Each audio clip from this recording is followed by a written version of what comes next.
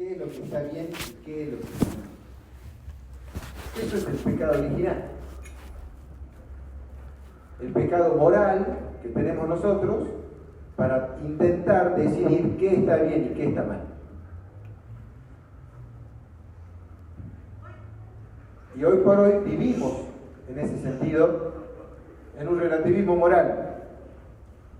Estamos tranquilamente postrados en el pecado original. Ustedes saben que, claro, algunos me dirán, ¿qué tiene que ver la Biblia con todo esto? El tema del pecado original, hay un autor que se llama Leonardo Castellani que plantea lo siguiente. Dice, un tipo de pecado original está presente, esta noción de pecado original está presente en todas las culturas de la historia. En todas. De una u otra manera, explícita o implícitamente. Toda cultura, cuando ustedes estudien una cultura, van a poder entender que el concepto de pecado original está presente. Claro, eso nos pone en un problema, porque nosotros necesitamos poder sanar, poder entender esto del pecado original. Yo calculo que todos ustedes al final de la semana se darán cuenta de que algún mal hicieron, de alguna manera, alguna mentira, aunque sea medio piadosa, ¿sí? Sacaron algo que no era suyo, pensaron mal de la otra persona, actuaron de una manera animosa, algo pasó, ¿sí? Y de esto es lo que habla, ¿no?, el pecado original, que estamos tendientes a hacer esas cosas también. Y eso tiene que ver con el bien, justamente, porque nosotros no podemos hacer todo el bien que queremos muchas veces. Muchas veces, aunque queremos hacer el bien, hacemos el mal.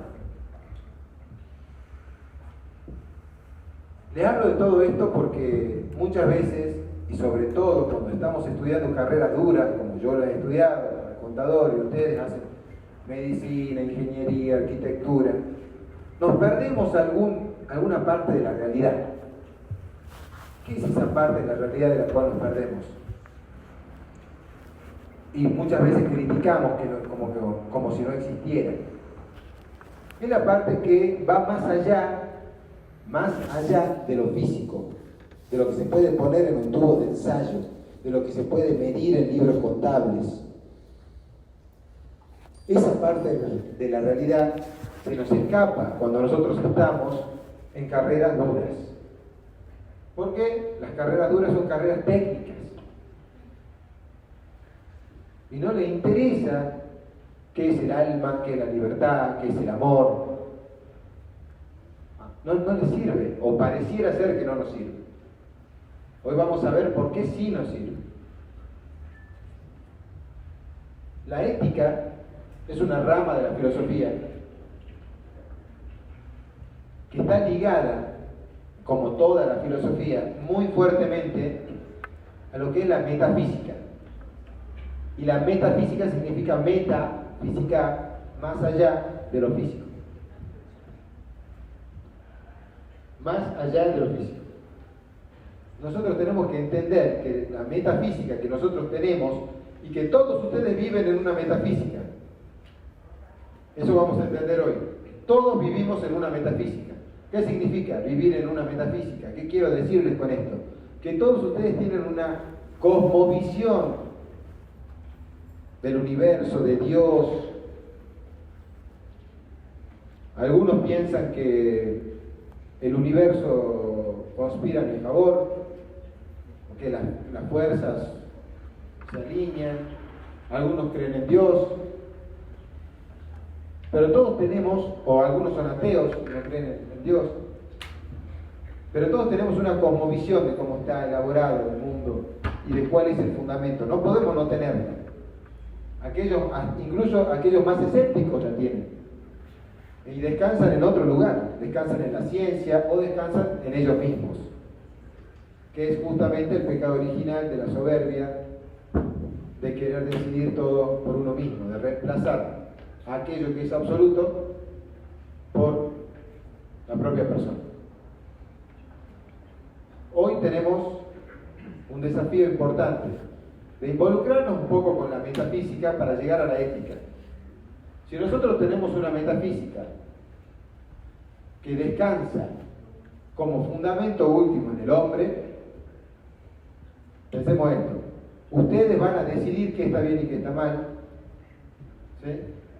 Si descansan en una metafísica que el fundamento último es la propia persona humana. Le están dando el poder al hombre de decidir todo lo que está bien y todo lo que está mal. Y eso, como vimos al principio, es algo que es contraintuitivo. De alguna manera me llama la atención. De alguna manera mi naturaleza me permite cuestionarlo. Pero en eso vivimos hoy. Claro que nosotros, entendiendo de metafísica, solamente entendiendo que más allá de lo físico hay algo que es eterno, hay algo que es trascendente, hay algo que es inmutable, no todo, pero hay algo que sí, que es un fundamento principal. Ahí es donde nosotros vamos a entender que en la ética hay una palabra que es el bien y que tenemos que desarrollar, que tenemos que ir de alguna manera a conquistar,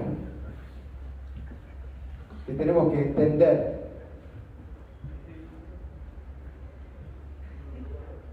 La ética se desarrolla entre esta palabra que es el bien y el acto humano, lo que nosotros hacemos. Hay una distinción siempre en ética, que son los actos humanos y los actos del hombre. Los actos del hombre son aquellos que nosotros no podemos evitar hacer. Por ejemplo, hacer la digestión. No es un acto ético hacer la digestión, porque es algo que no podemos evitar, ¿sí? Pero los actos humanos son aquellos de los cuales nosotros tenemos conciencia del actuar y actuamos con libertad. Conciencia y libertad. Si tenemos conciencia y libertad, son aquellos actos que van a ser juzgados éticamente. ¿Bajo qué criterio? Bajo el criterio del bien. Por eso es importante entender muy bien esta relación. Entender que el bien no depende de mí mismo, sino que descansa en otro lugar que es trascendente y que no está en el mundo, en algún lugar determinado. Por ejemplo, en la ciencia. Muchas veces la ciencia quiere determinar qué está bien y qué está mal, ¿no? Muchas veces, eso sucedía, por ejemplo, mucho en el caso del aborto. En el caso del aborto, había muchos argumentos, o muchas personas que argumentaban de la siguiente manera: yo voy a poder probar científicamente que ahí, en el cuerpo de la madre, hay vida, y cuando yo pruebe científicamente que ahí hay vida, ya está, ya gané el debate. Porque científicamente estoy probando que hay vida. Entonces nadie me puede refutar eso. Pero bueno, el debate es mucho más complejo y más largo que eso. ¿Sí? Porque no estábamos hablando de si había vida o no había vida. Estamos hablando de otro tema, metafísico. ¿Me explico? Entonces no es solamente descansar en la ciencia. La ciencia muchas veces quiere darnos la posibilidad de definir qué está bien y qué está mal bajo sus principios, pero la ciencia tiene sus limitaciones. En la filosofía, como un pensamiento de la totalidad, la filosofía es aquello que piensa las últimas causas y los primeros principios. Escuchen bien, las últimas causas y los primeros principios de todo, de la realidad. Es en la filosofía donde ustedes van a encontrar las respuestas últimas a las problemáticas que ustedes vivan hoy. Si ustedes quieren encontrar en otro lugar esas problemáticas, van a encontrar una respuesta sesgada. Porque la ciencia solamente toma una parte de la realidad, no toda la realidad. Entonces, yo le quiero decir algo. Hay un peligro cuando nosotros estamos cursando carreras muy técnicas de olvidar esto. De olvidar que muchas veces dentro de el saber científico que yo estoy teniendo, no entra todo lo que nosotros necesitamos entender, sobre todo para tener un marco ético correcto. Como les comentaba al principio, el profesor Jonathan Ramos, que escribió este libro Crítica de la Razón Crítica, que estamos presentando por todo México, Historia y Metapolítica del Progresismo, van a poder ver en este libro puntualmente una introducción a esa filosofía, a la filosofía que ustedes pueden acceder y necesitan acceder, de hecho. Porque si nosotros no accedemos a este tipo de conocimiento, en unos años vamos a tener un mundo totalmente diferente, un mundo en el cual ni siquiera vamos a poder entendernos entre nosotros. Hoy ya está pasando, todos lo sabemos. Hoy ya cada uno decide cuando se levanta qué género es. Hoy cuando uno se levanta puede decidir qué edad tiene, en algunos casos, o alguien quiere que podamos decidir eso. Estamos obviando gran parte de la realidad. Y eso está sucediendo.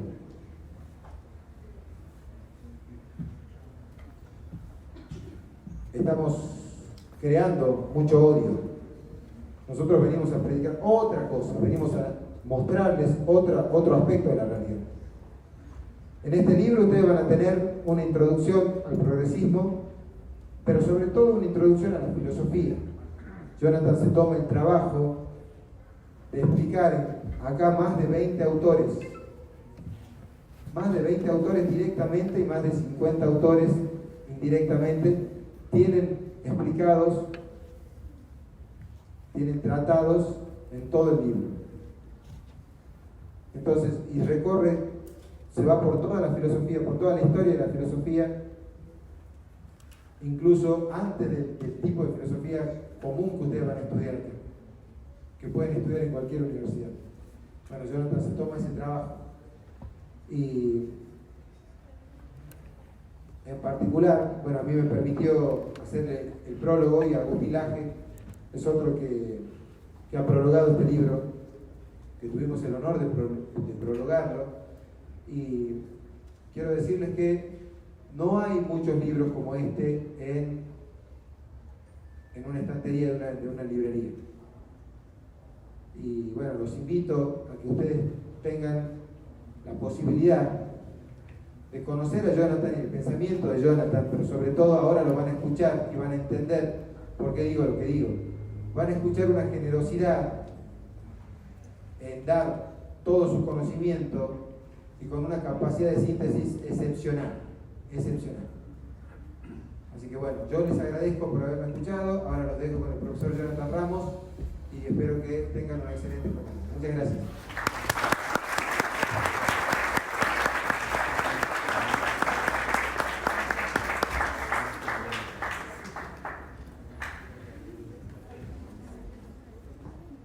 ¿Podría haber un poquito más de luz? Sí, seguro. ¿Qué tal? ¿Cómo están? ¿Bien? ¿Todos son estudiantes? ¿No? A ver, levanten la mano quién no es estudiante. Estudiante de esta universidad, ¿no? Todos estudiamos algo, ¿no? Bien. ¿Y qué carrera estudian? ¿Derecho? ¿Medicina, odontología? Bueno. Hay chavos de prepa, todos los de atrás. Hay chavos de prepa, ¿sí? ¿Atrás? Comunicación. ¿Sí? Ah. ¿Los obligaron a venir? Sí, ¿no? No nos dimos cuenta. Nos obligaron a venir. Sí, Los sí. invitamos, los invitamos. Está bien.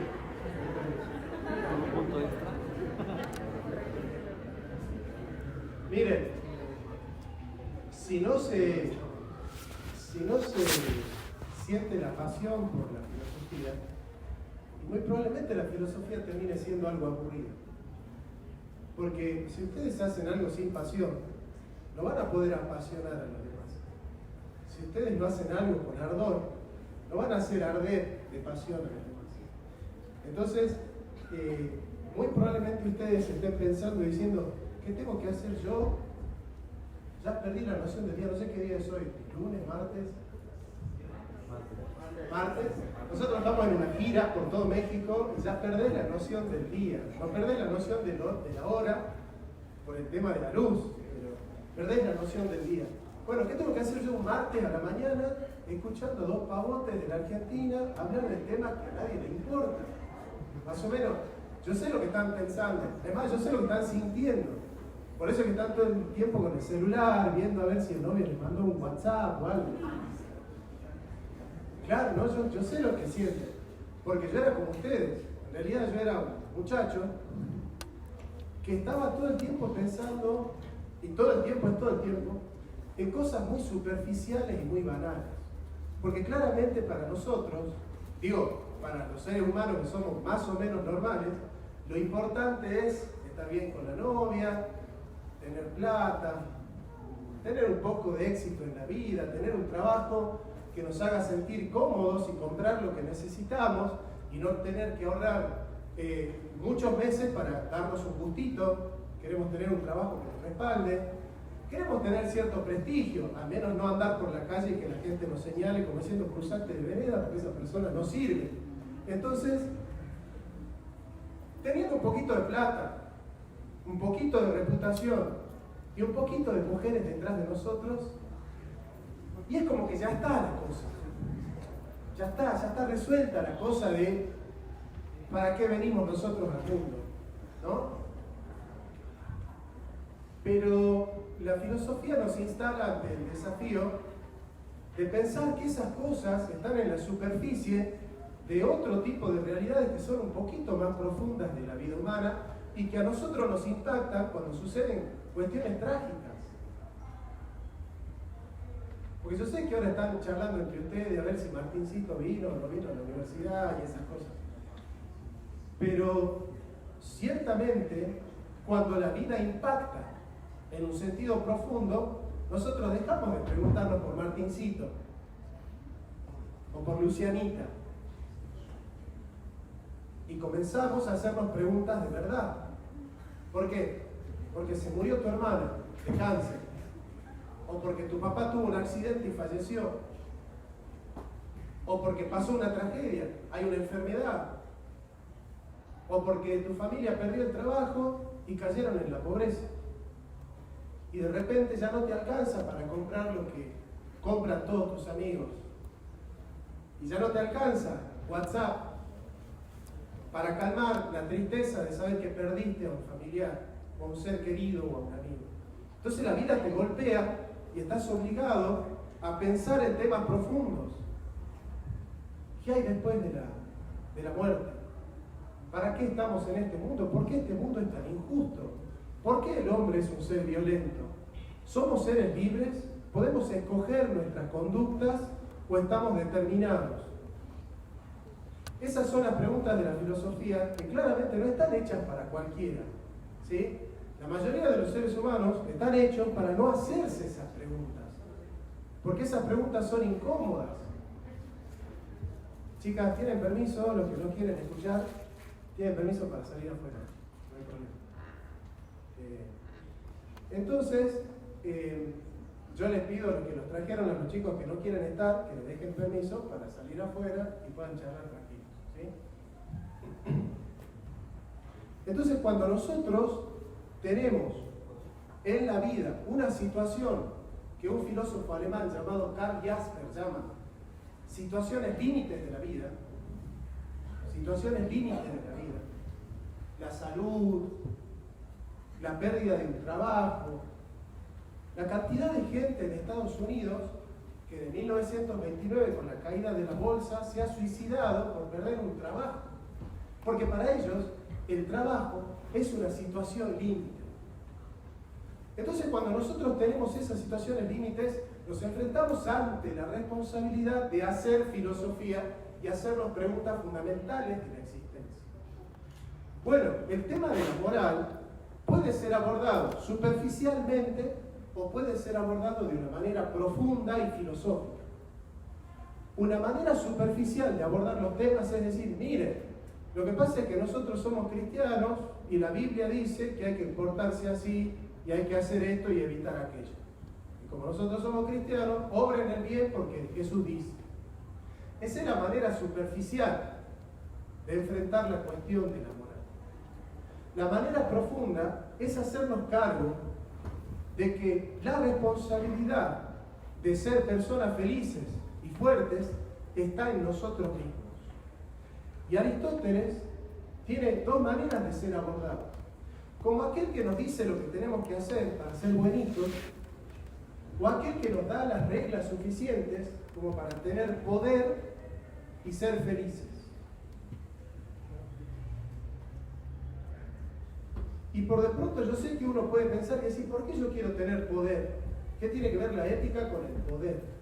Si a mí no me interesa tener poder, a mí me interesa ser buena persona. Para Aristóteles, el objetivo de la ética es que vos tengas poder y que seas feliz. O mejor, que tengas poder para que seas feliz. Que tengas poder para que seas feliz. Ahora, ¿cómo podemos tener poder? ¿Cómo podemos obtener el poder en nuestra vida para poder ser felices? Porque ese es el objetivo principal. Yo les pregunto, hagan un autoexamen de por qué ustedes están sentados acá hoy, o por qué vienen a la universidad, o por qué estudian. La mayoría va a decir porque mi papá me obliga, los que están en la preparatoria, o porque tengo que hacerlo. Pero ¿cuántos de ustedes saben por qué es bueno estudiar? Y ustedes saben que estudian primero para formarse, para tener un criterio racional, para estar informados y no vivir una vida mediocre. Una vida desinformada es una vida que está sujeta al error, está sujeta a la deriva. Una persona informada comete menos errores. Pero también yo sé que ustedes dicen, bueno, yo estoy acá porque quiero tener un título, para ser alguien en la vida. ¿Y para qué quieren tener un título? Para poder trabajar. Porque ustedes saben que un buen trabajo requiere de un título profesional, de una institución que avale que ustedes se han formado y que son autoridades en la materia. Y que si ustedes van a operar un riñón, no va a quedar la tripa al aire, por lo menos, ¿no? Entonces, tienen ustedes un cierto aval de una institución oficial que garantiza que ustedes están preparados en la materia. Y ustedes estudian para tener un título, para que ese título avale de que ustedes puedan ganar el dinero que ustedes quieren para vivir una vida medianamente feliz. Pero saben que en el fondo lo que ustedes quieren es ser felices. O alguno de ustedes vive la vida diciendo, ¿cómo puedo ser cada vez más desgraciado? ¿Ustedes quieren ser felices o no? ¿Sí? Sí. ¿Y está mal que quieran ser felices? No. Y saben que todo lo hacen para ser felices, ¿no? Aunque claramente habrá alguno que otro masoquista por ahí que siempre está buscando meterse en líos y en problemas. Pero claramente la voluntad de ustedes no es meterse en líos y en problemas. La voluntad de ustedes es ser felices. Ese es el objetivo final de la vida humana. Ustedes quieren ser felices. Ahora, vamos ante la primera pregunta filosófica. ¿Qué es ser feliz? ¿Alguien se preguntó alguna vez en qué consiste ser feliz? ¿Sí? Bien, bueno. Dejaste de chatear. Bueno, buenísimo.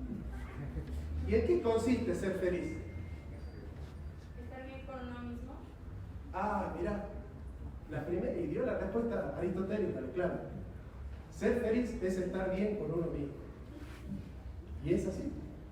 En realidad es así. Porque la palabra felicidad en griego es la palabra eudaimonía. Eudaimonía. De hecho, Aristóteles desarrolla una ética eudaimonista. ¿Y qué significa eudaimonia? Eu es un prefijo que significa bueno o bien. De ahí viene la palabra evangelion, un buen mensaje, la buena nueva de Jesucristo. Y daimon significa el ángel de la conciencia. Los griegos pensaban que nosotros tenemos una especie de duendecillo que está dentro de nosotros y que nos susurra las cosas que están bien y las cosas que están mal. ¿No les pasa a veces cuando quieren hacer algo malo que hay un duendecillo que les dice no, eso no se hace, ¿no? Todos tenemos, ¿no? Hay una voz. Nosotros le llamamos la voz de la conciencia, ¿no? ¿Sí? Todos tenemos una voz de la conciencia. Algunos ya la perdieron, ¿no? Y hacen cualquier cosa y mienten en la cara, ¿no? Pues ya perdieron todo tipo de escrúpulos. Pero todos tenemos una voz, una vocecita en la conciencia. Bueno, esa vocecita en la conciencia para los griegos era el daimon. Entonces, ¿qué significa felicidad en griego? Estar bien con el daimon, llevarse bien con ese daimon, con ese angelito, con ese duendecito que tenemos adentro. O sea, estar bien con uno mismo. ¿Qué? Mirá, yo me voy a llevar esto como experiencia. Levanta la mano quien respondió eso. Me voy a llevar eso como experiencia de que, ¿cuántos años tenés? 18. De que una alumna de 18 años respondió a la pregunta aristotélica. Yo soy profe en la universidad y nadie responde. Entonces, muy bien. Aparte porque empezamos nosotros un poco medio desconcertados, porque de acá para atrás, en general creemos nosotros que no quieren escuchar lo que estamos por decir. Entonces, que de este auditorio surja alguien que responda bien a la pregunta, es como un aliciente para decir, dale, vamos a hacer filosofía que se puede. Estos pibes que están acá pueden hacer filosofía. Ustedes pueden hacer filosofía.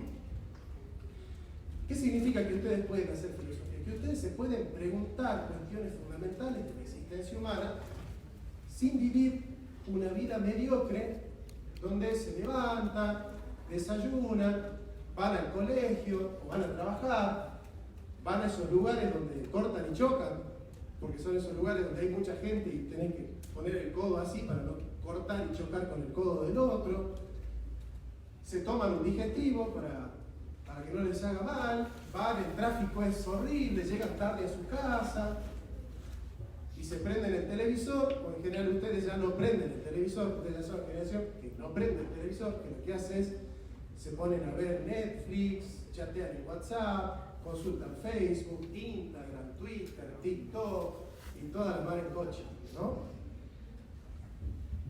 Y pueden estar horas chateando, ¿no? Muchos de ustedes están en la mesa donde está tu prima, tu tía, tu hermana, tu mamá, tu abuela, tu hijo, tu madre, y vos estás chateando con un amigo que vive en el Congo belga, ¿no? Y vos fijate, la tecnología es muy curiosa porque te aleja del que está cerca y te acerca del que está lejos. Entonces vos que estás al lado de tu mamá, no sabés cómo la pasó tu mamá en el día, pero sí estás al tanto de lo que le pasó a tu amigo que está en el Congo belga, porque estás chateando por WhatsApp con tu amigo. Entonces estás lejos de tu mamá que está cerca y estás cerca de tu amigo que está lejos. Pero en realidad pocas veces nosotros nos hacemos preguntas fundamentales. ¿Por qué nosotros pocas veces nos hacemos preguntas fundamentales? Por varias razones. Santo Tomás explica muchas de esas razones. Primero, porque hacernos preguntas fundamentales requiere mucho esfuerzo. ¿Quién quiere hacer el esfuerzo de pensar? Porque pensar no es decir, che, ¿será que voy a comer chocolate o galletitas? Eso no es pensar. Pensar es transitar un pensamiento y estancarse en ese pensamiento durante un tiempo bastante largo. Y yo sé que ustedes piensan que pensar es perder el tiempo. Lo que hay que hacer es consultar en Google. Entonces, agarran Google, viste que ahora ya podés hablar con el buscador. Google, ¿cuál es el sentido de la vida?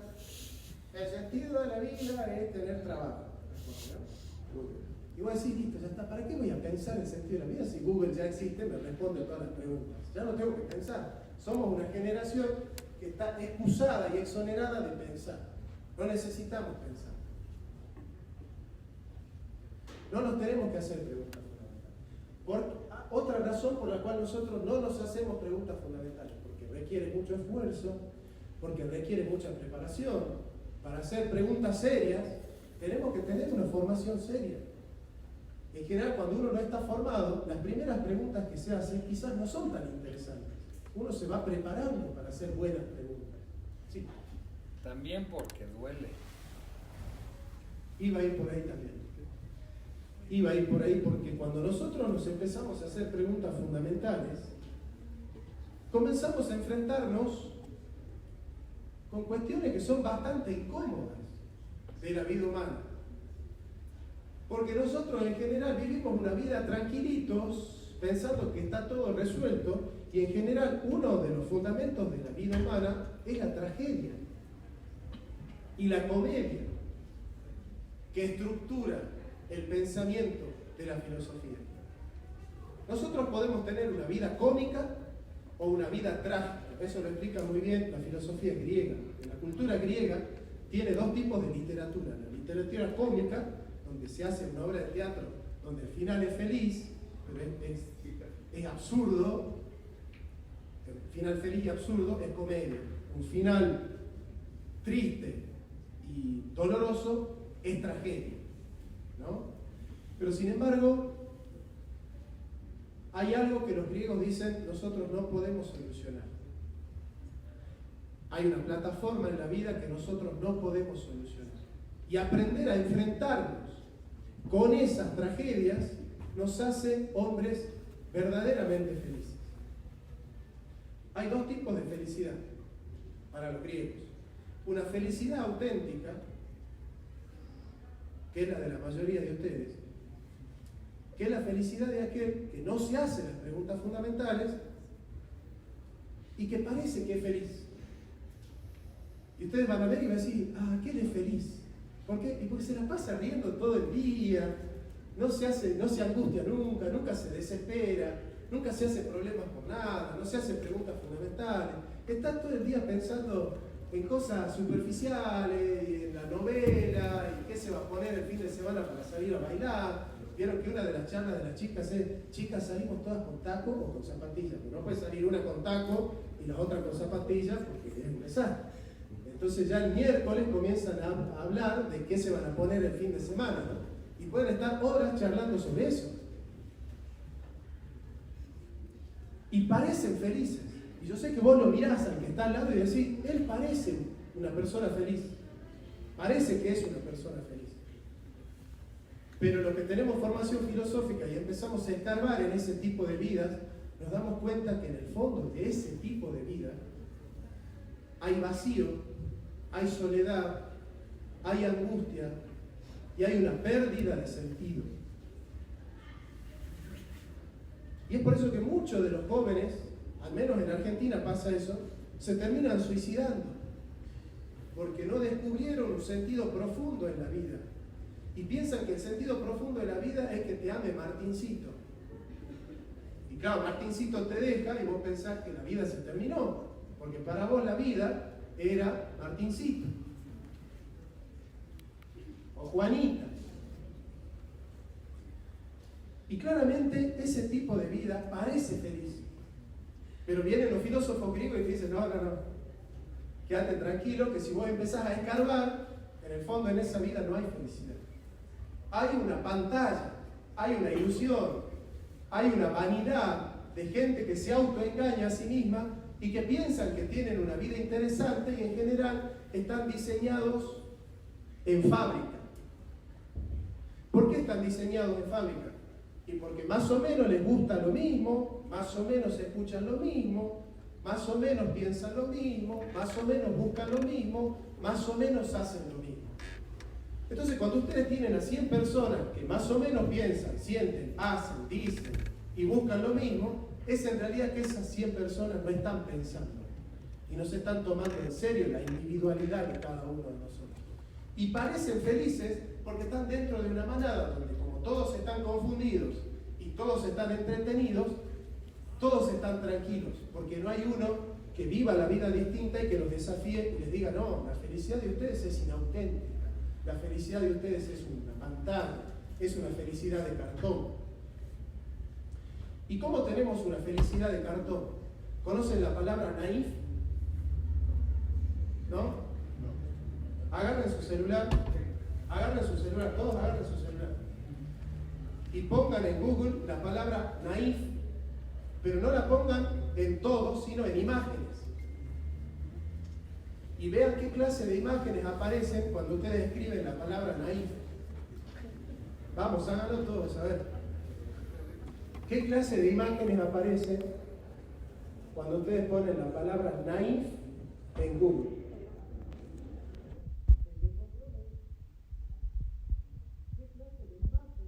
Aparece en Google cuando ustedes escriben la palabra naif. Sí. Pues aparece arte, pero pues en general, o sea, es como muy colorido. Pues me imagino que cada uno quiere expresar algo de su vida. ¿Algo de qué?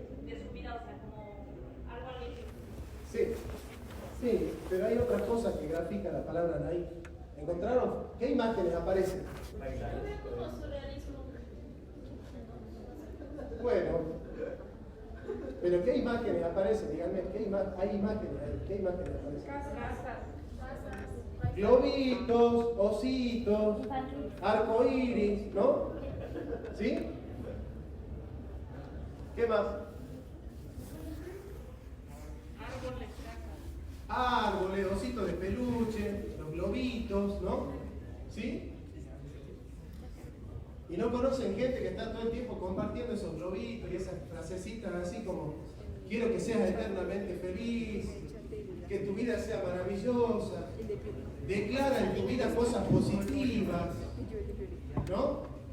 Confiesa con la boca palabras buenas y positivas que vas a atraer del universo, la energía positiva para que tu vida sea maravillosa y eternamente feliz.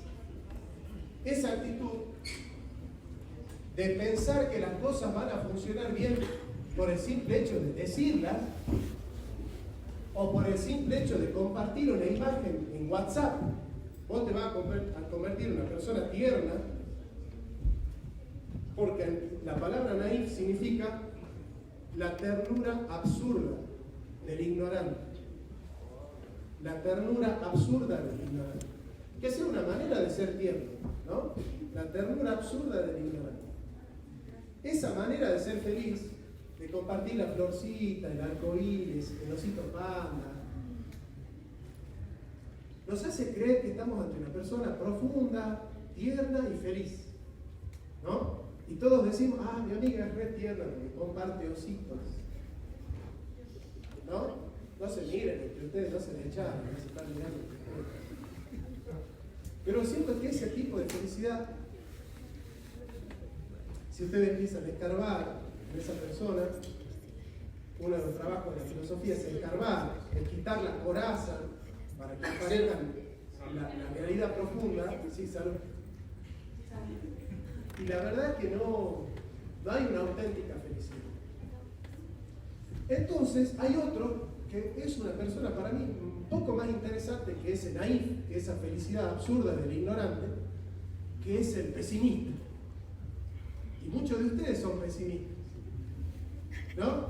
Y les cuesta ser felices porque dicen, esta vida es una porquería, este mundo es una porquería, yo nací para ser una persona desgraciada, no tengo suerte en la vida, todo me fue mal, la vida me eligió el peor de los padres, la peor de las madres, tengo un hermano que no lo soporto, mi casa es un asco, es un desorden, todo está mal, encima mi novio, no, los novios que me tocan, cada novio que me toca, tengo una suerte tremenda, soy pesimista, en esta vida yo no voy a ser feliz, no tengo por qué ser feliz, en esta vida yo tengo mala suerte, así que este mundo es una tragedia, y muchos son pesimistas.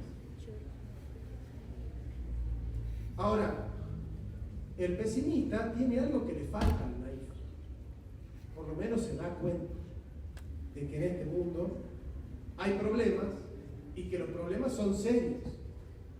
La mayoría de nosotros no nos tomamos en serio los problemas. ¿Qué decimos? Bueno, si está enfermo que se cure y si está muerto que se vaya al cielo. Y bueno, ¿no? Entonces dice, che, mirá, murió la prima, uy, qué macana, bueno, ¿qué es para comer?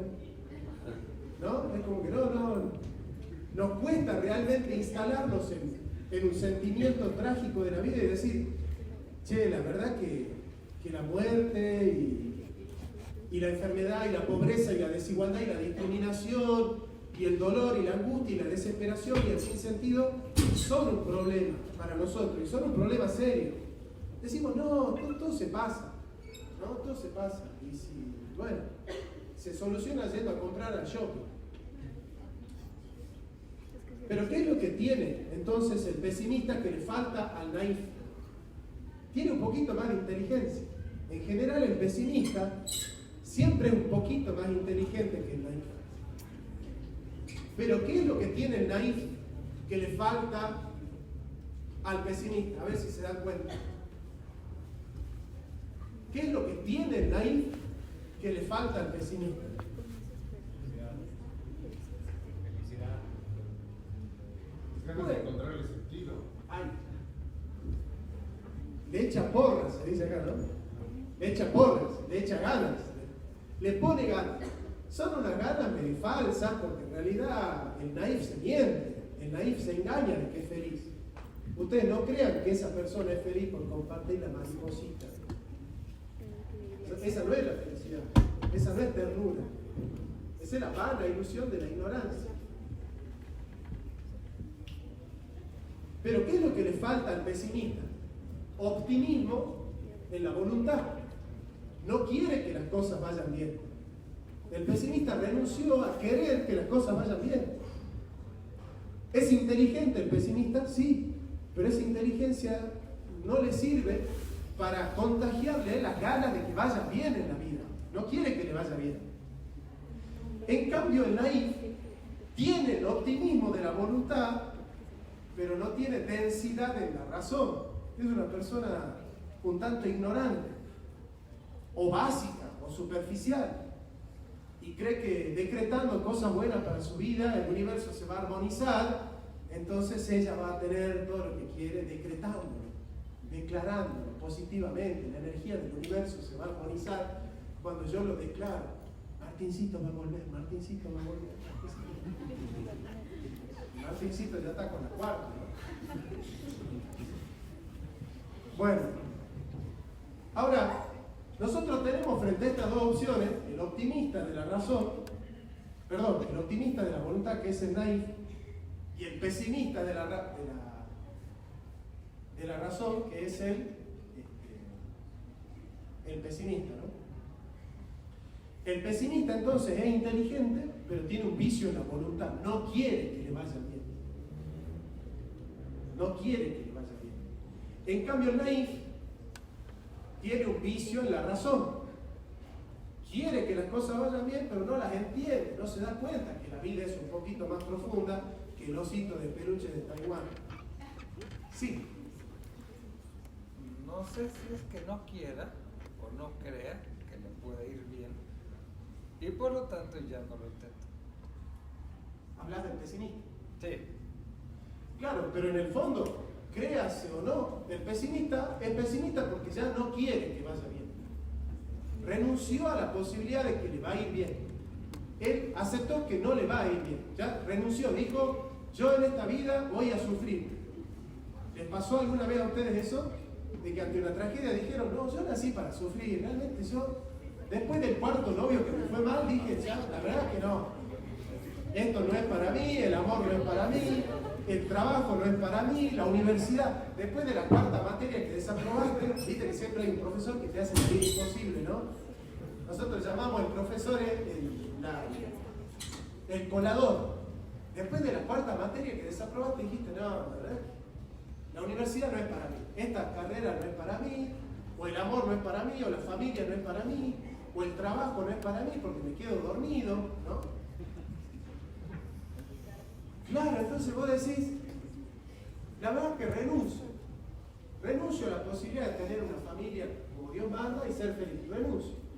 Voy a vivir una vida así, libertina, voy a vivir una vida light, liberal, voy a entregarme al desenfreno, porque la verdad que no, el amor no me va a ir bien. Entonces, entre el optimista de la voluntad, que es el naif, que es medio ignorante, y el pesimista de la voluntad, que es inteligente, que es el pesimista, nosotros podemos crear un nuevo tipo de sujeto, que es el que nos va a desarrollar y nos va a diseñar la filosofía, que es el realista esperanzado. ¿Qué es un realista esperanzado? Realista esperanzado es aquel que entiende que la vida es compleja, entiende que en la vida hay problemas, entiende que no es sencillo. No es sencillo crear relaciones sanas, estables, profundas, honestas y buenas. De verdad les digo. Yo sé que todos ustedes tienen amigos, ¿no? Algunos tendrán poco menos, otros tendrán muchos más amigos. Acá estará sentado el popular, el que tiene como Roberto Carlos 1 millón de amigos, ¿no? Tiene un montón de amigos. Y habrá uno que le encanta estar solo, ¿no? Siempre hay uno que le encanta estar solo, ¿viste? Que no es muy social, que le gusta la soledad, que donde hay una manada el tipo prefiere irse afuera de la manada porque a él le gusta estar retraído. En general el que sale de la manada siempre es un poquito más inteligente. Siempre un poquito más inteligente. Y la filosofía nos da razones para tener cuidado con las grandes manadas. Allí donde hay un tumultuoso grupo de gente, en general el filósofo dice, no, ahí no me meto ahí. Todos piensan igual porque nadie está pensando. Pero en toda esa gama de gente, yo les puedo asegurar que tejer relaciones sanas, profundas, significativas y transparentes cada vez es más difícil. Cada vez es más difícil. Porque la mayoría de ustedes, ¿qué clase de amigos tienen? Comparten cosas profundas. Y muchos de nosotros tenemos amigos donde no compartimos cosas profundas. Son pocos los amigos que uno tiene con los que puede compartir cosas profundas. La mayoría tenemos amigos que son, y bueno, nos juntamos para chatear uno al lado del otro.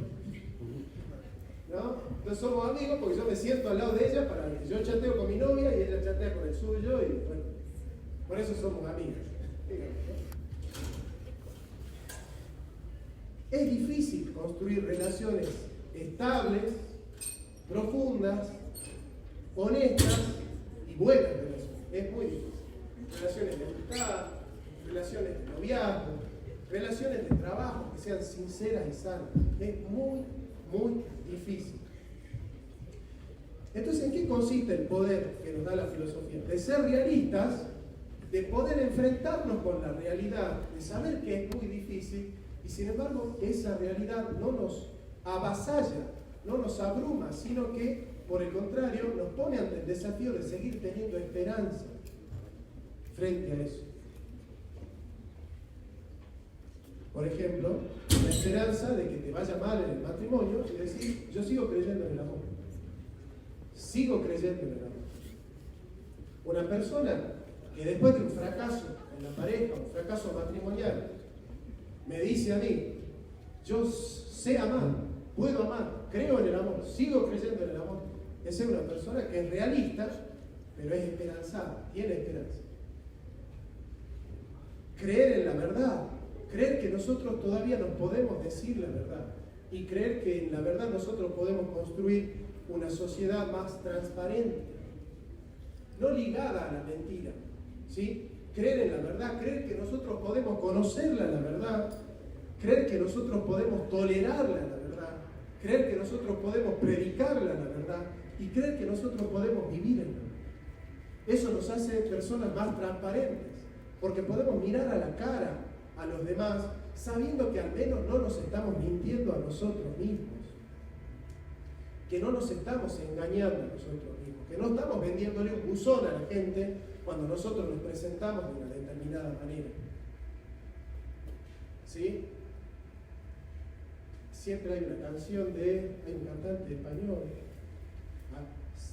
Alejandro Sanz, puede ser que se llama, que escribió una canción que se llama Cuando nadie me ve. ¿Escucharon esa canción? ¿Sí? Bueno, me quedó siempre la frase, no recuerdo bien qué dice la canción, pero la frase, cuando nadie me ve, cuando nadie te ve, ¿cómo sos? Porque todos sabemos lo que somos en público, ¿no? En público todos somos gente, bueno, más o menos buena, más o menos inteligente, más o menos sociable, todo lo hacemos más o menos, ¿sí? Así dice, ¿no? ¿Y qué se te parece? ¿Qué te parece eso?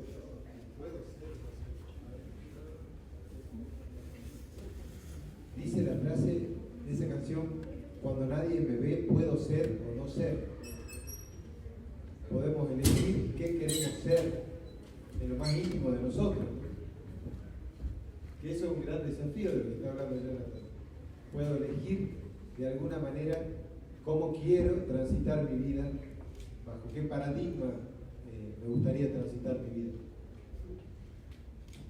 La frase es extraordinaria, ¿no? Que nos remite a Shakespeare, ¿no? To be or not to be, ¿no? Ser o no ser. This is the question, ¿no? Esa es la cuestión. Ahí está uno de los problemas fundamentales de la ética. Vos podés parecer una buena persona, pero cuando nadie te ve, ¿lo sos? ¿Vos te portás bien para que la gente diga que vos te portás bien? ¿O porque realmente vos estás convencido o convencida de que tenés que hacerlo? ¿Me entienden o no? ¿Sí? ¿Por qué lo haces? Platón toca el tema en un libro que se llama La República. ¿Escucharon hablar de Platón? Platón escribió, es el mejor libro de Platón, es el más conocido en realidad, que es La República, y él toca un mito, lo pueden buscar en internet, que se llama el Anillo de Giges. ¿Quién escuchó hablar de esa historia? El Anillo de Giges. En el Anillo de Giges, los griegos creían que había un anillo mágico que estaba escondido en una caverna y que ese anillo, si vos te lo ponías, este anillo me lo regaló un amigo mexicano. Vamos a suponer que este es el Anillo de Giges, ¿no? Que está escondido en un lugar mágico que los que tienen mucha fortuna encuentran ese anillo, y cuando te pones ese anillo, dicen los griegos, te convertís en invisible. Y ya sos invisible. Quiere decir que ahora ya podés hacer las cosas que no te animas a hacer por miedo a que las vean. Pero las querés hacer, pero no te animas a hacerlas. Porque te van a ver y no querés que te vean, porque te da vergüenza querer esas cosas. O saber que otros van a ver que querés esas cosas, o que las deseas. Ahora, ¿qué pasa si vos sos invisible por un día? Mirá la carita que te puse. No quiero imaginar lo que va a pasar. La carita. ¿Qué harían si fuesen invisibles por un día? ¿Qué harían? ¿Nada? ¿Nada? A ver, ¿se animan a que seamos sinceros un ratito? A que seamos honestos con nosotros mismos. Sean sinceros. ¿Cuántos de ustedes harían exactamente lo mismo que hacen todos los días si ustedes fuesen invisibles por un día con el Anillo de Giges? ¿Cuántos de ustedes harían exactamente lo mismo? Exactamente lo mismo. O sea, desayunar en el mismo lugar, tener la misma rutina, frecuentarla, hacer lo mismo, exactamente lo mismo si fuesen invisibles. Lo mismo que ayer, hoy. Levanten la mano, ¿cuántos harían exactamente lo mismo? Él. Ella.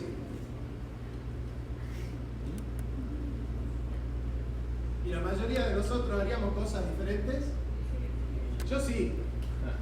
Me animaría a hacer cosas que bueno, ¿no?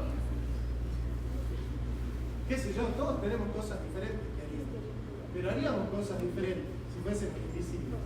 No necesariamente cosas malas, pero sí, quizás alguna travesura, o atrevernos a espiar a alguien que quizás nunca nos acercamos, porque si no teníamos miedo, y cosas así. Bueno, lo cierto es que Platón se hace esta pregunta. Sócrates, o Platón en boca de Sócrates, ¿no? ¿Por qué vos obras bien cuando obras bien? ¿Cuál es el motivo por el cual vos obras bien? ¿Para tener fama de bueno? ¿O porque realmente sos bueno? Porque querés serlo. El que le plantea esta cuestión a Sócrates es Trasímaco. Trasímaco, que es un sofista, le plantea este escenario a Sócrates. Escuchen con atención. Le dice, hay dos posibilidades, vos tenés que elegir. O tener una vida que parece ser justa, con toda la fama y el éxito que te da el tener una vida que parece justa, aunque no lo seas, ¿sí? No hay gente que parece justa y que tiene buena fama y que tiene buen éxito y prestigio porque parece ser buena y en el fondo no lo son. Bueno, se llaman políticos, ¿no? ¿Sí? En general el político es alguien que parece ser bueno, en general no lo son, pero tienen todo el prestigio, la fama y el poder de aquel que sí lo es. Pero no porque lo es, sino porque parece que lo es. ¿Se entiende? Parece que lo es, pero no lo es. Bueno, entonces le plantea Trasímaco a Sócrates: o vos podés parecer justo, aunque no lo sos, y tener todo el éxito y la fama por parecerlo, o ser bueno, pero tener fama de malo y vivir una vida totalmente triste por ser una persona buena, pero que tiene fama de ser malo. ¿Quién fue bueno y tuvo fama de ser malo y murió tristemente? Sócrates y Jesús. Sócrates fue bueno, pero tuvo fama de ser malo y murió en la cárcel bebiendo cicuta, condenado a muerte.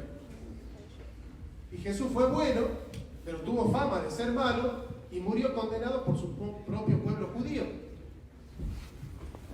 Entonces Sócrates te plantea esta cuestión y te dice: vos estarías dispuesto a ser bueno, aunque seas difamado y tengas fama de ser malo y seas perseguido, pero con la tranquilidad de la conciencia de saber que fuiste una buena persona. ¿Qué tipo de vida elegirían ustedes?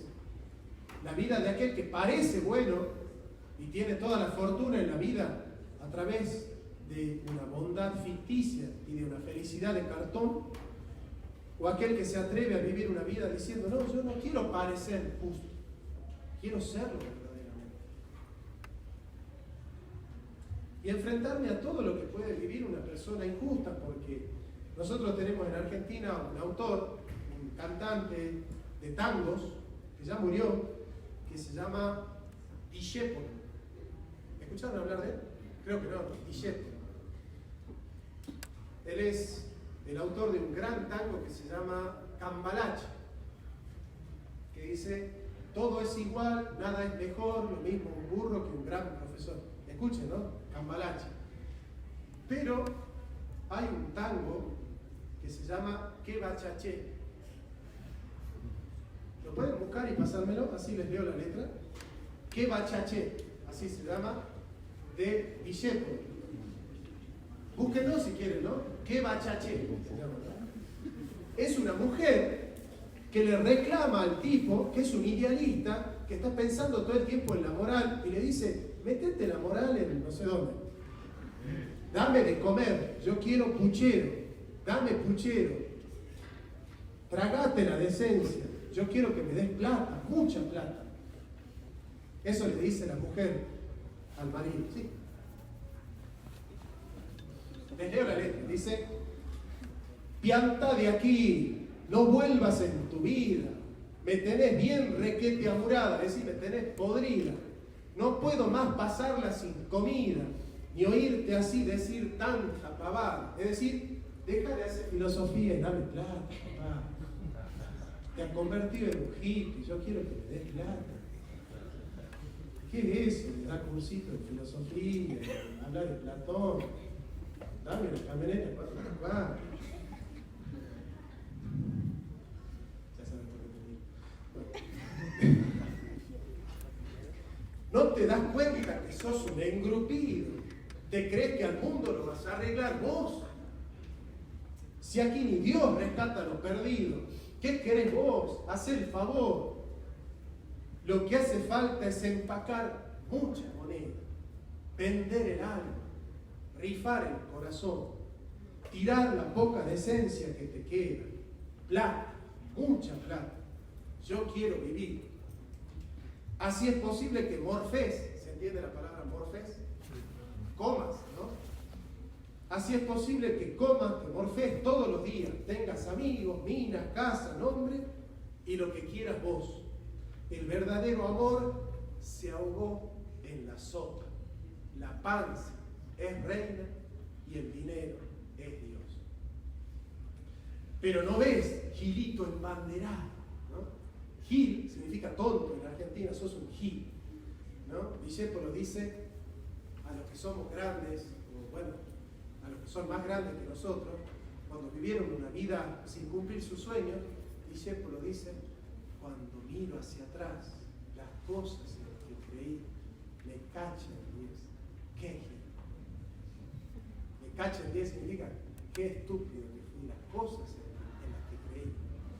Entonces dice: ¿no ves, gilito embanderado? Está lleno de banderas, ¿no? Te pones el pañuelo y salí a hacer una marcha por la vida, y salí a hacer una marcha por la justicia, y por la verdad, y por el amor, y por la familia.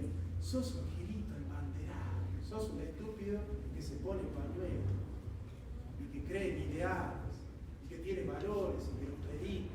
Sos un gil. Dame con él, no seas tan gil. ¿No ves, gilito embanderado, que la razón la tiene el de más guita? Guita en Argentina es plata, ¿no? ¿No ves, gilito embanderado, que la razón la tiene el de más guita? Que la honradez la venden al contado y a la moral la dan por moneditas. Que no hay verdad que se resista frente a 2 pesos, moneda nacional. Vos resultás haciendo el moralista, un disfrazado sin carnaval. Tírate al río, no embromes con tu conciencia. Sos un secante que no hace ni reír. Dame puchero, guardate la decencia. Plata, mucha plata. Yo quiero vivir. ¿Qué culpa tengo si has pillado la vida en serio? Pasás de otario, morfás aire y no tenés colchón. ¡Qué machaché! Hoy murió ya el criterio. Vale Jesús lo mismo que la droga. Esta letra puede competir con el mejor texto de la historia de la filosofía. ¿No? ¿Es decir? Sí, en este caso. En cualquiera, ¿sí? Claro.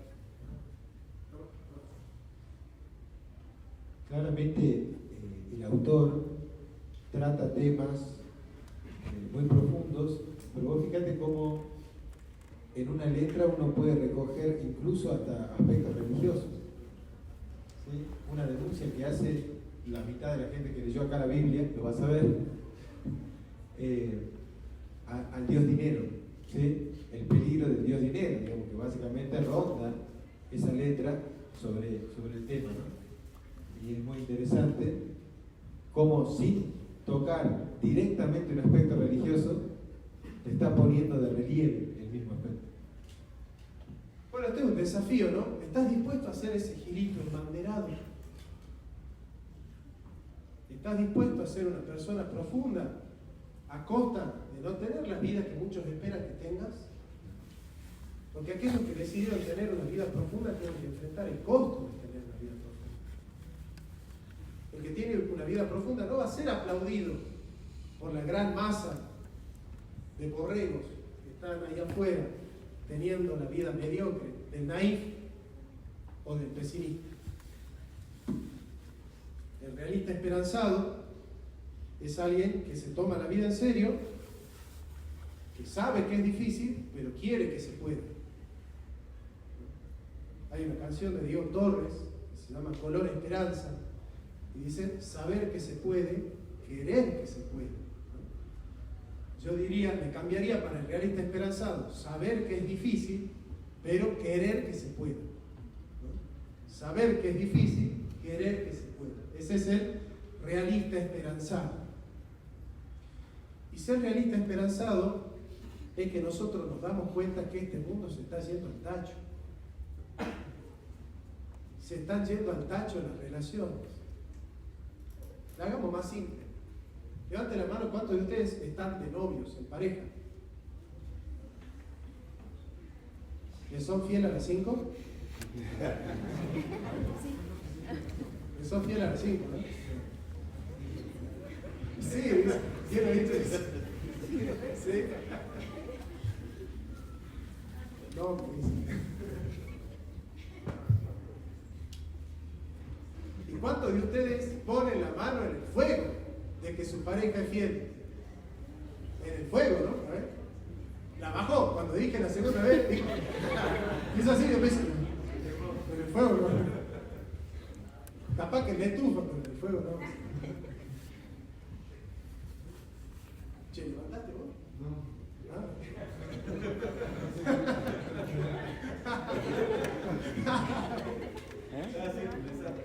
Perdón. No vine a romper ninguna pareja. Se han roto mucho las relaciones. Se han roto mucho las relaciones. Se ha roto el tejido social. ¿Saben por qué? Porque nosotros en el fondo no nos creemos. No nos creemos. Yo te digo, che, tu novia está abrazándose con otro allá afuera y yo me decís, no, yo creo en mi novia. Me distraigo y salió corriendo a ver si era verdad. Salió corriendo a ver si era verdad. No, pero él cree mucho en la novia, ¿no? Y tiene que salir a ver si es cierto. Se han roto las relaciones. Se ha roto el amor. Nosotros ya no vivimos en el amor, vivimos en el dinero. Qué bachaché, girito embanderado. Dame cuchillo, yo quiero plata. Guardate la decencia que te queda, no te hagas el moralista. No me vas a dar de comer leyendo a Platón y a Aristóteles. Yo quiero mucha plata. Quiero que hagas negocios, no que leas filosofía. Quiero que hagas plata, no que te pongas a pensar. Si te pones a pensar y a leer Heidegger y a hacer filosofía y a meditar durante 3 horas, esa novia que nació para vivir la vida superficial te va a decir, estás perdiendo el tiempo. Dame plata, quiero mucha plata. No leas a Platón, no me interesa que seas una persona profunda, quiero que me traigas la plata que necesito para ir al shopping. Esa es la felicidad de algunos. Esa es la felicidad de algunos que tienen esa felicidad de cartón. Que vos la ves que cambia la camioneta todos los meses y decís, esta es una mujer feliz. Pero vos sabés que en el fondo hay un profundo vacío, una profunda miseria y una profunda desesperación en esa persona.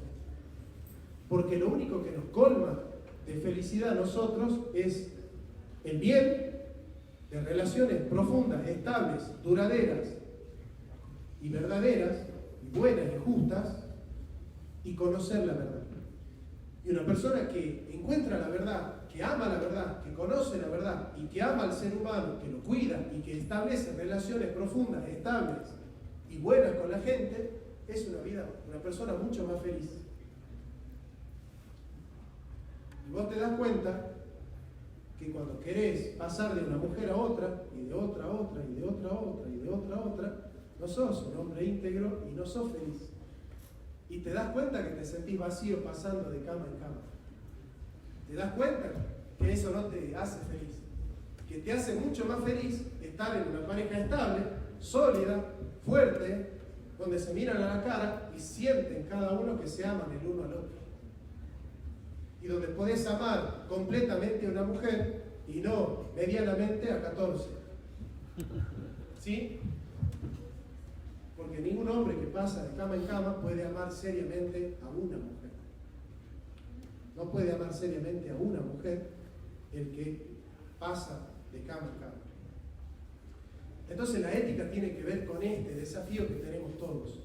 Vamos a vivir una vida incómoda, vamos a vivir una vida profunda, vamos a adoptar ese desafío de salir de la manada de vivir esa vida incómoda, donde nos vamos a hacer preguntas difíciles, donde muchas noches vamos a pasarlas sin dormir, pero con el desafío de saber que nos estamos convirtiendo en personas un poquito más interesantes, que dicen cosas que tienen sentido, que valen la pena, que no hablan por hablar, que no dicen por decir, que no está en este mundo para ocupar un lugar en el planeta, sino que viene a dejar un poquito a la humanidad para que este mundo sea un mejor lugar para vivir y para morir.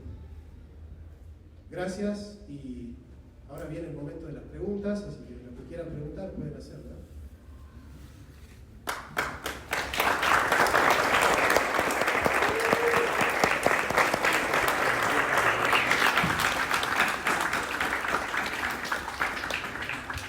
Levantan su mano y hacen la pregunta que quieran, ¿sí? Hagamos esa dinámica. ¿Quién levantó? Ah, sí, señorita. ¿El libro que tienen ahí enfrente de ustedes? ¿Ah? ¿El libro que tienen ahí enfrente de ustedes? Este libro sale en 400 mexicanos, ¿sí? Y nosotros lo hemos escrito hace aproximadamente 4 o 5 meses que salió a la venta este libro. Tiene prólogo de Guillermo Ramadán. ¿Conocen a Agustín Laje? ¿Sí? Bueno, Agustín Laje también es prologuista de este libro, ¿sí? Este libro es un resumen de la historia de la filosofía para entender cómo este mundo se está yendo al tacho. O sea, si ustedes quieren entender por qué este mundo se está yendo al tacho, hay que empezar con los sumerios, con Platón, y hacer la historia de la filosofía. Entonces, este libro es el intento de bosquejar la historia de la filosofía para que ustedes puedan conocer cómo es que el mundo se fue convirtiendo en lo que es hoy el mundo, ¿no? Así que bueno, los que quieran pueden acercarse, pueden, si quieren una foto, si quieren comprar el libro o tirar algún tomate porque no están de acuerdo con lo que dijimos, lo que quieran pueden hacer, ¿sí? Vos ahora que hiciste dijiste, ¿no? Lo de Aristóteles. Me voy a acordar de eso. Cuando vaya a otra conferencia, me voy a acordar de eso, ¿no? Acá en Querétaro hay alguien que entiende de filosofía. Bien, a ver chicos, allá en el fondo, ustedes fueron un desafío para mí, tremendo. Yo sé que para él también. Fueron un desafío tremendo porque, bueno, estar en un lugar escuchando a alguien que no quisieran escuchar, y la filosofía te cambia la vida. Yo sé que a uno de ustedes hoy les puede cambiar la vida, darse cuenta que leer filosofía y pensar en filosofía nos puede hacer personas un poquito más profundas, un poquito más interesantes, ¿no? Así que yo estoy contento de que al final hayan guardado silencio y hayan dejado de chatear todos. Eso es muy bueno. Sí. La pregunta es como muy en relación a esta parte. ¿Qué es lo que piensas o qué es lo que te hace soportar esta frustración o este medio ambiente que a veces puede ser complicado para que puedas transmitir un mensaje? Que yo tengo esperanza. Yo tengo un realismo esperanzado porque comencé, voy a hablar en argentino, comencé cagándolos a pedo. O sea, comencé retando, ¿no? Pero yo tengo esperanza en ellos, yo no los subestimo a los pibes. Yo no digo, porque ¿qué hubiese dicho? Porque otro argentino, yo soy alumno y discípulo de un profesor que se llama Alberto Buena. ¿Vos sabés qué hubiese hecho Alberto? ¿Saben, pibe? Ustedes los del fondo que no están prestando atención, vayan, tómense el palo, váyanse afuera que queremos hacer filosofía. Eso es lo que hubiese hecho Alberto Bueno, ¿sí? Pero yo creo en los pibes. Creo que ellos también se hacen preguntas. Y creo que ellos también están buscando. Y yo sé que ellos son muy inteligentes y que tienen la capacidad de darse cuenta que lo que uno está diciendo tiene algo de sentido. Entonces yo no los voy a subestimar nunca. Yo no voy a decir, como dicen muchos de mis colegas, no les des cosas profundas si a ellos no les interesa. Ellos no están hechos para cosas profundas. Vos enseñá tu materia, enseñá lo que tenés que enseñar y ya está. ¿Viste?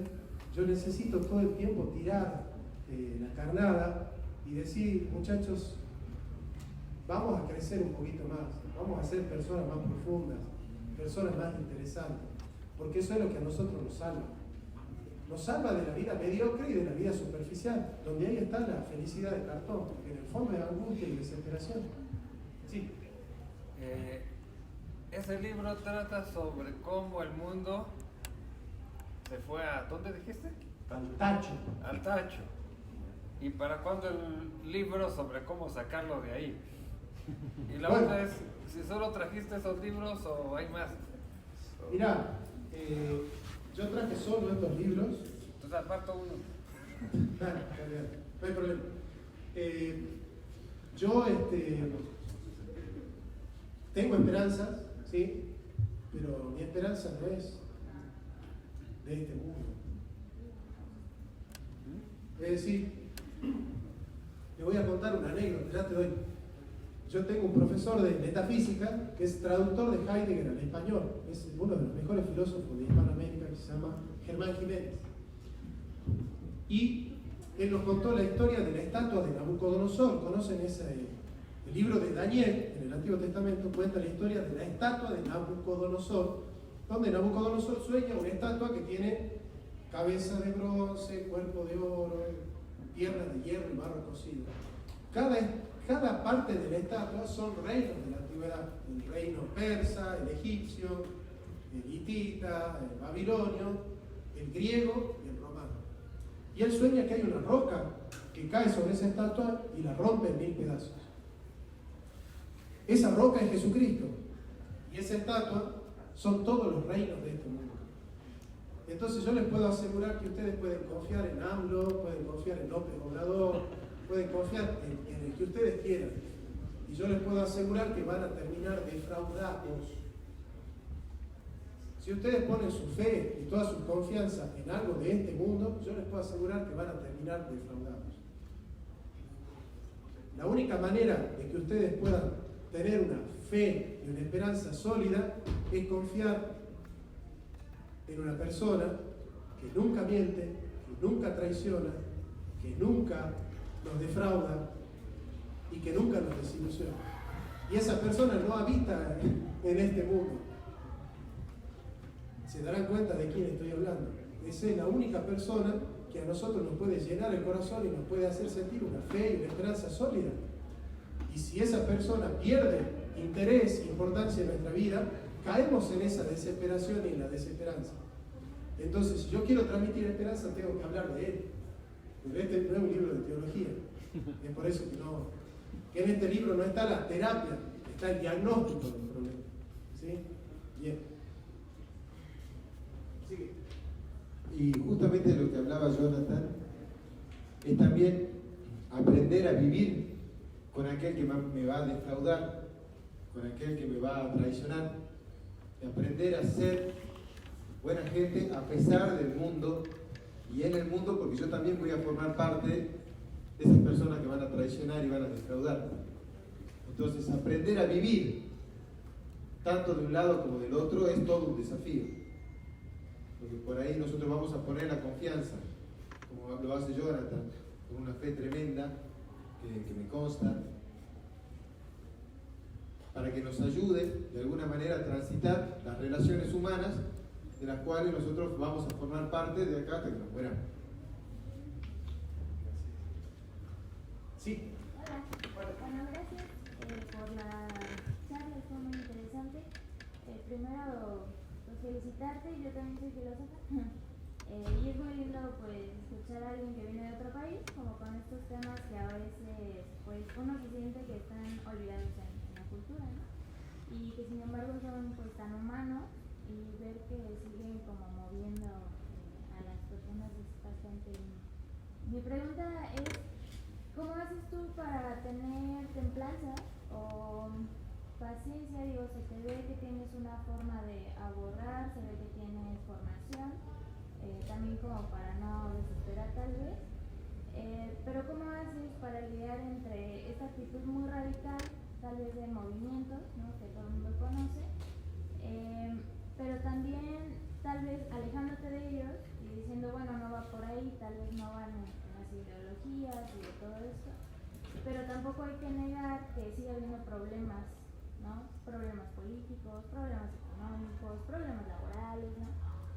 A mí me pasa mucho que, bueno, yo soy maestra de filosofía acá en la UAC, de modernidad, entonces, bueno, tengo como muy claro que tiene, lo del feminismo y estas cosas, ¿no? Entonces, yo no comulgo al 100% con eso, sin embargo tampoco me gusta negar que hay situaciones sociales, ¿no? Políticas. O sea, claro que Occidente tiene una historia misógina, ¿no? Tampoco hay que negarlo. Pero también a veces convivo con personas que cuando empiezo a decir estas cosas ya te ven así como, es feminista, ¿no? ¿Cómo lidiar con esta cuestión que cae en la etiqueta? Sabiendo que justamente esta cosa de etiquetar a quien me cae bien y a quien me cae mal, pues es antifilosófico, ¿no? O sea... Bueno, en realidad México nos está regalando muchas sorpresas muy bonitas, ¿no? Porque uno siempre que va a una gira, nosotros hacemos giras por toda Latinoamérica, ¿no? Y saber que en los países en los que nosotros vamos hay gente que ya llegó a las verdades que nosotros venimos a predicar, es reconfortante. Mirá, la mayoría de los que defienden ideologías, tanto la celeste como la verde, viste que todo ya hay como 40 pañuelos, ¿no? Entonces, son maneras muy gregarias de cohesionar luchas sociales, pero a condición de dejar de pensar las cuestiones. Nosotros somos defensores de la vida y de la familia, pero no somos conservadores. ¿Ves? Entonces, ¿cómo? Si los conservadores son los que defienden la vida y la familia, ¿cómo es que vos sos pro vida, pero no conservador? Es muy largo de explicar, ¿no? Pero consideramos que en realidad el objetivo es marchar hacia adelante, es ser cada vez más justos, más libres, que la mujer tenga cada vez más libertad, que tenga cada vez más su lugar, un lugar de ser igual a nosotros, los varones, en dignidad y en derecho, no en esencia, pero sí en dignidad y en derecho. Y consideramos que todas estas cuestiones que están en boga ahora, como la ideología de género, el aborto, y todas estas cuestiones, son más responsabilidad de nosotros los cristianos que de aquellos que están confrontando con el cristianismo. Porque ciertamente nosotros le dimos a la mujer un lugar que no era el correcto y que no era el digno para la mujer. Entonces, yo tengo una hipótesis que es que el feminismo es la neurosis de Occidente. ¿Qué significa eso? La mujer fue reprimida de la sociedad y todo lo que se reprime vuelve como histeria o como neurosis. Entonces el feminismo es neurótico porque la mujer fue reprimida. Entonces lo que tenemos que hacer nosotros, los que nos creemos pro vida, es dejar de censurarle a la mujer, aceptar que la mujer tiene la vida suficiente como para salvar a Occidente o para enterrarla, no importa, pero que la mujer es un sujeto social que tiene algo para decir y algo para hacer, ¿no? Entonces, desde ese punto de vista, superamos esa dialéctica entre conservadores y progresistas, izquierda y derecha, porque lo que nosotros hacemos es pensar. Yo fui a una marcha pro vida el otro día. Yo te puedo asegurar que yo no pienso como él. Y puedo ir a una marcha feminista y te puedo asegurar que tampoco pienso, pero que yo comulgo con muchas cosas. Comulgamos con muchas cosas porque acá lo que hay que hacer es pensar. Salir de la manada es justamente no chantarse un pañuelo y resolver todo en ese discurso. No es que yo me hago católico y deje de pensar y le firmo un cheque en blanco a la iglesia, entonces yo ya dejo de pensar y que la iglesia me diga cómo tengo que vestirme, qué clase de mujer me tiene que gustar, qué película tengo que ver, a quién tengo que votar. Eso no es ser inteligente. Entonces, uno no adopta un discurso para que aquellos que han creado ese discurso me resuelvan a mí toda la vida. Nunca tenés el derecho de dejar de pensar. Todo el tiempo tenés que pensar. Y tenés que pensar más cuando elegiste participar de un grupo, porque en ese grupo está la posibilidad de lo que Sartre llama la dialéctica del grupo en serio de nada, que es disolverse en la manada. Y aquel que se disuelve en una manada se siente reconfortado porque todos son igual de brutos que él. Entonces, como nadie está pensando, yo no me siento un bruto. ¿Por qué? Porque él también es bruto. Porque estamos todos en el mismo círculo. Pero es mucho más interesante convertirse en un sujeto. Y convertirse en un sujeto justamente es que mis ideas subyacen en mi propia subjetividad y no en la subjetividad de otro, ¿no? Mis ideas, mis gustos, la música que a mí me gusta, la ropa que yo voy a usar, la clase de mujer que a mí me va a gustar, la voy a decidir yo con mi criterio. No voy a adoptar otro criterio. Nadie me va a diagramar, nadie me va a programar, nadie me va a determinar lo que a mí me va a gustar. Y si lo que a mí me gusta de manera auténtica, seguramente encontraré a alguien que de manera auténtica podamos comulgar. Y seremos auténticamente felices porque somos libres, porque solo las personas libres pueden ser felices. Vamos con ella y después con vos, ¿sí? Hola. Mi pregunta es, ¿quién considera que fue el filósofo de mayor impacto para inspirar su filosofía hasta ahora y cuál es esa filosofía que lo mantiene actualmente? Hay muchos y depende de mi estado de ánimo y de los problemas que yo vaya pasando en mi vida, a los filósofos a los que yo voy a acudir, ¿no? En general hay dos que actualmente a mí me ayudan a seguir viviendo, si se quiere.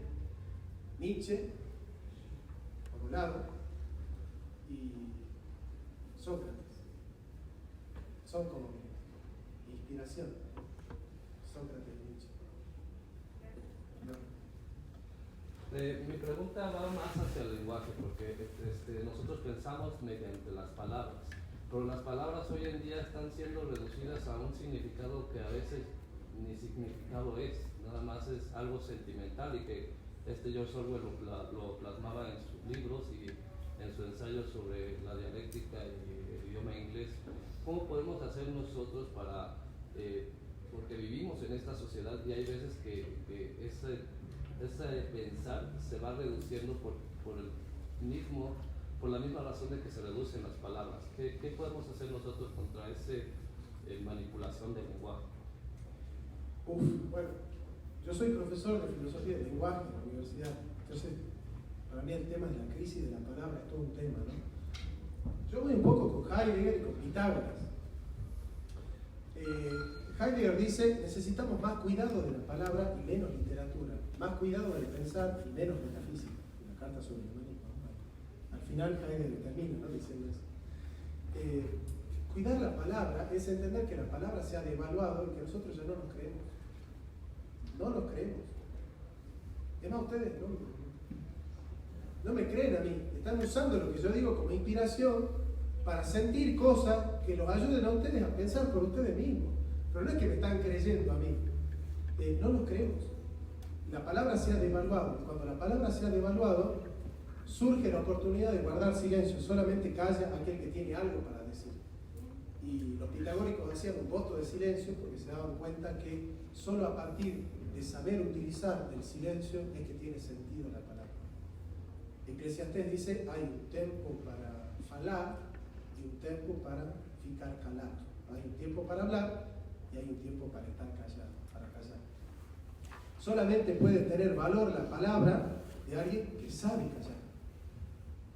Cuando vos aprendés de que no siempre tenés que decir lo que pensás, de que no se lo podés decir a cualquiera. Cuando vos aprendés a guardar silencio, cuando aprendés a callar, vieron que hay personas que se enteran de algo y ya tienen que decir a todo el mundo y contar lo que pasó. Te volvés sabio cuando decís, no, a esto no lo puedo hablar ahora, o no lo puedo hablar con este, o no lo puedo hablar aquí, o no lo puedo hablar así. No lo puedo hablar ahora, no lo puedo hablar aquí, no lo puedo hablar así, o no lo puedo hablar con este o con esta. Cuando vos aprendés a manejar el silencio, tu palabra tiene valor. Y eso es lo que hay que curarse de la palabra. Bien. Señorita. ¿Cómo es que pretendes cambiar el pensamiento de las personas cuando ya hay un pensamiento como que dice, bueno, tú comentabas que, no me acuerdo cómo era la frase, pero de que no todo era plata, que cómo le vas a dar filosofía a una persona? Yo creo que hoy en día ya, pues para todo necesitas dinero, ¿no? Yo creo que hasta para sobrevivir, porque pues si no, realmente no tendrías una buena calidad de vida. Entonces yo creo que sí es fundamental. Entonces yo creo que en base está el pensamiento sobre eso, sí es real, ¿eh? O sea, tú tienes que pensar sobre las cosas. Por ejemplo, yo sobrepienso mucho las cosas, pero pues también tienes que pensar como en tu futuro, ¿sabes? ¿Cómo voy a vivir? ¿Qué quiero tener? ¿Qué voy a lograr?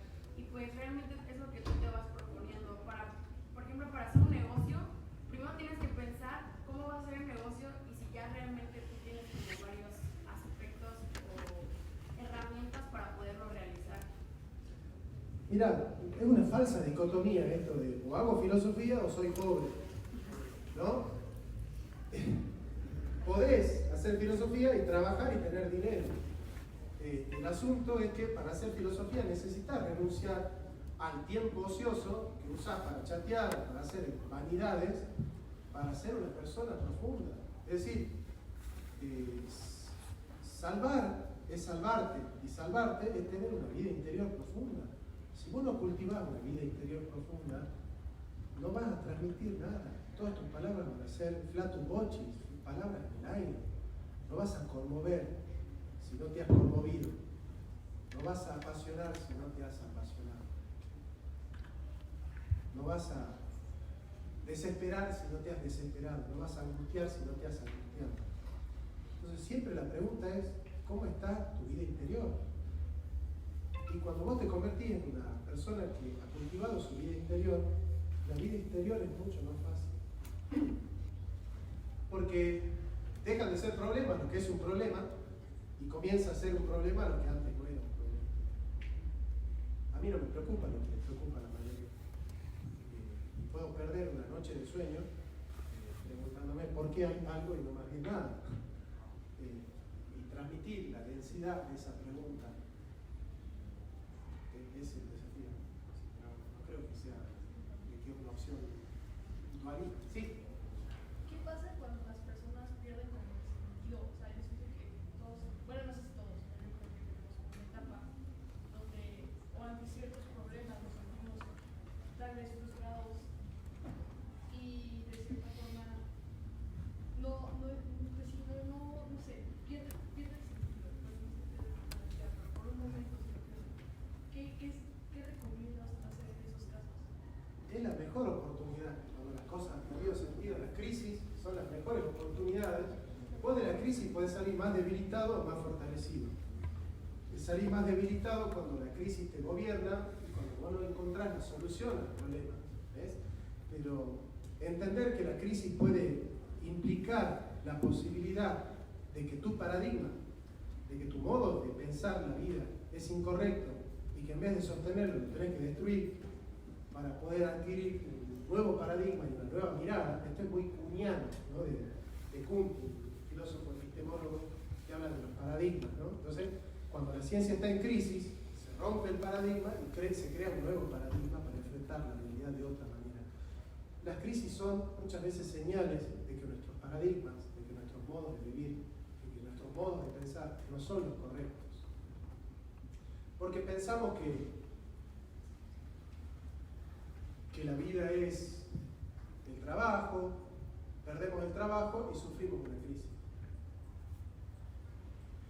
O pensamos que nuestra vida es nuestra pareja y nos peleamos con la pareja y parece que la vida ya no tiene sentido. O pensamos que la vida es el equipo de fútbol. En la Argentina hay gente que se suicida cuando su equipo de fútbol pierde. Por ejemplo, River Plate descendió a la B Nacional en el año 2010 y un cordobés se quitó la vida porque River perdió. ¿Se dan cuenta? O sea, transitar la angustia y la incertidumbre también es un desafío. Yo no tengo por qué tener todas las respuestas para vivir una vida auténtica. Es más, muchas veces tener demasiadas certezas es un obstáculo para vivir una vida interesante. Porque donde abundan las certezas, faltan las preguntas.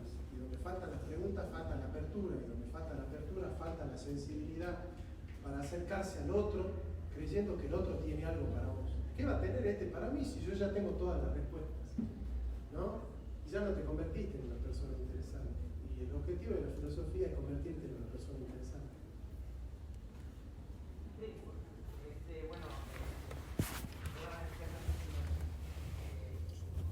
Bájate el barbijo así te veo la boca y puedo saber qué está diciendo. Esta pregunta es más como por curiosidad mía y era para los dos.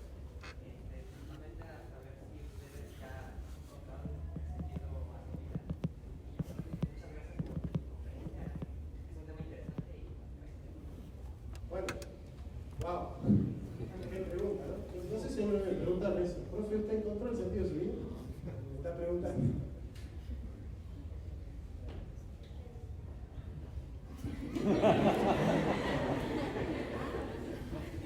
le aseguro que mientras Jonathan piensa, la respuesta va a ser más interesante.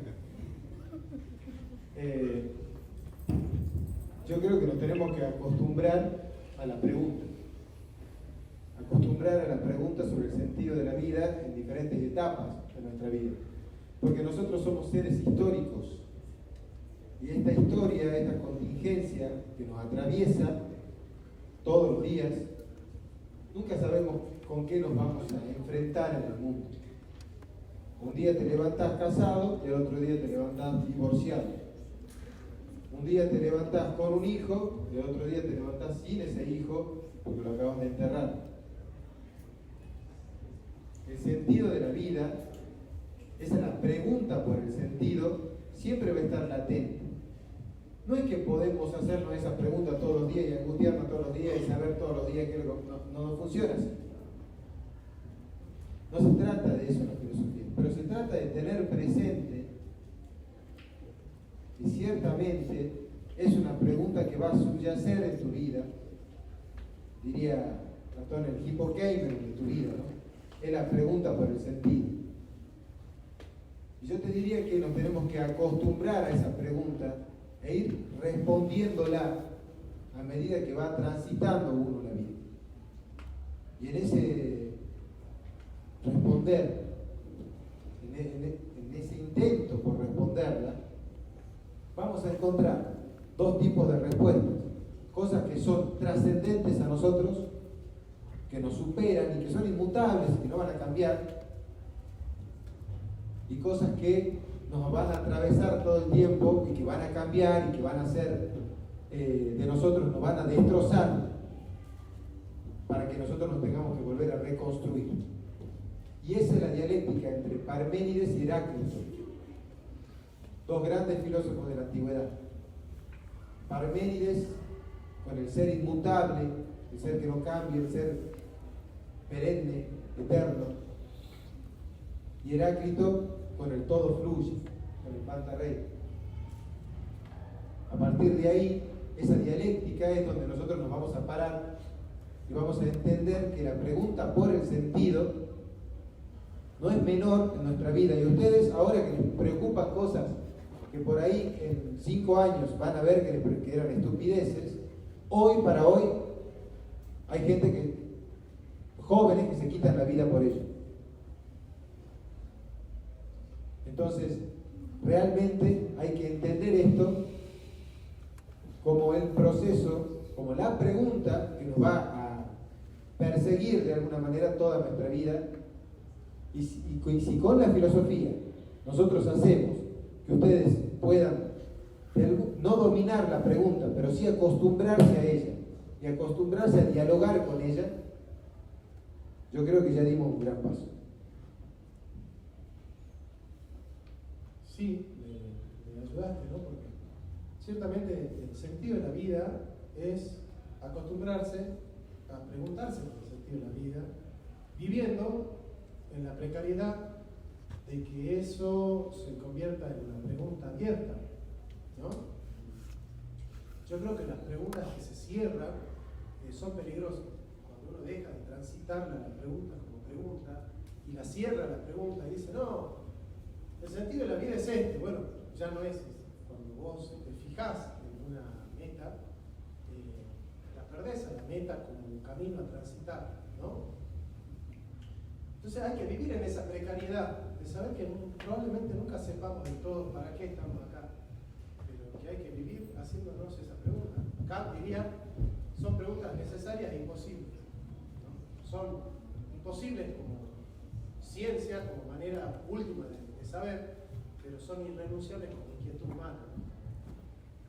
Como las preguntas que nos las tenemos que hacer todos los días, porque sin esas preguntas no podemos vivir una vida auténtica. Yo nunca voy a saber qué hay después de la muerte. Necesito preguntarme todos los días qué hay después de ello, ¿no? Porque si no, no podría vivir. Si yo creyese que después de la muerte no hay nada, haría lo que hace Camus, ¿no? La pregunta fundamental de la filosofía es ¿por qué la vida y no más bien el suicidio? Y no hacerse las preguntas es suicidarse todos los días un poquito, ¿no? es vivir muerto, no es vivir una vida que no tiene densidad, es vivir en la caverna, es vivir en el anonimato. Y yo creo que eso es muy peligroso, porque en el fondo es dejar que la historia nos ande y que la vida nos viva, y no hacer la historia, y no vivir la vida, y no sentirla, y no sufrirla también, que es parte de todo. ¿Terminamos?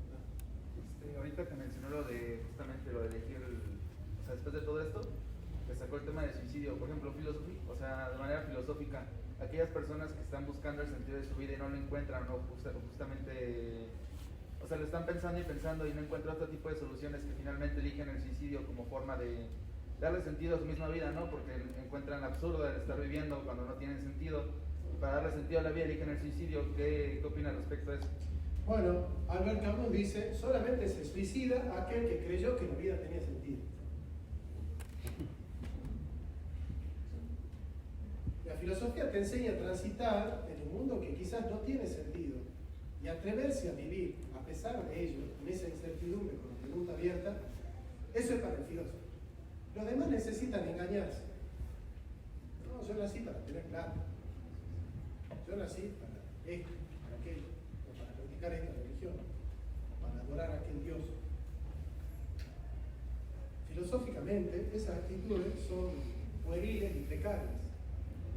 Es mucho más interesante decir, quizás nunca sepa para qué vine a este mundo, pero me voy a hacer la pregunta, no voy a renunciar a la pregunta, voy a transitar esa pregunta, con certezas parciales que me permiten a mí transitar ciertos momentos, ¿no? Pero sabiendo que Eros es hijo de Poros, el dios de la abundancia de preguntas. Los filósofos abundamos de ideas, estamos llenos de ideas, llenos de preguntas, llenos de conceptos, y parece que los filósofos estamos llenos de cosas, ¿no? Pero también es hijo de penina, de la escasez. Y cuando ustedes me preguntan si mi vida tiene sentido, y me acordé mucho de penina, ¿no? Estoy muy escaso en respuesta a esa pregunta. Y creo que también la filosofía implica eso, ¿no? No tengo por qué responder a todas las preguntas. Y creo que es una actitud filosófica decir, no lo sé responder, no lo puedo responder o no lo quiero responder, porque responder sería sacarme de la galera un discurso que no sé si hoy para mí es importante, ¿no? ¿Sí?